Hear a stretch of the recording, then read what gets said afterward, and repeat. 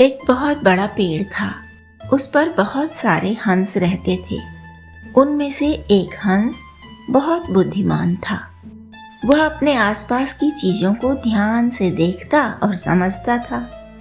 एक दिन उसने कहा, इस पेड़ की जड़ से एक लता निकल रही है। जब वह बड़ी होगी और पेड़ पर लिपट कर ऊपर तक आ जाएगी तो उसके सहारे चढ़कर शिकारी हम तक आ सकते हैं।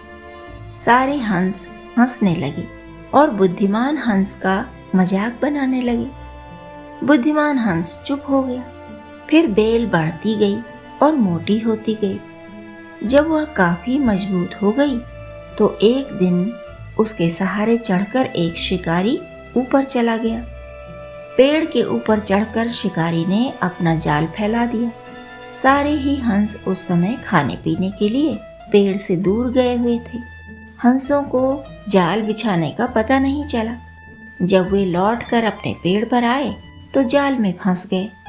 जाल में फंसते ही सारे हंस रोने चिल्लाने लगे।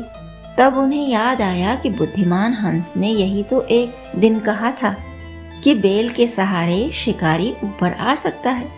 तब हम सब लोगों ने उसकी हंसी उड़ाई थी। सब हंस बुद्धिमान हंस से कहने लगे कि हमारे प्राण संकट में हैं। हम जाल में फंस चुके हैं। हमारे बीच एक तुम ही बुद्धिमान हो। बचने का कोई उपाय तुम ही बता सकते हो। बुद्धिमान हंस सोचने लगा और फिर उसने कहा, एक ही तरकीब समझ में आती है, बोलो करोगे? सारे हंस बोल पड़े, हाँ हाँ, हम वही करेंगे जो तुम कहोगे।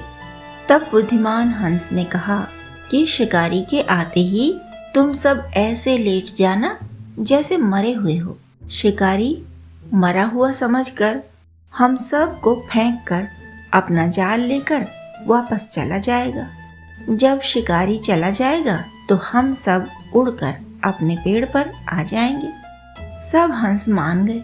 शिकारी के आते ही सारे के सारे हंस मरे हुए होने का अभिनय करने लगे। शिकारी ने देखा कि सब हंस तो मरे हुए हैं।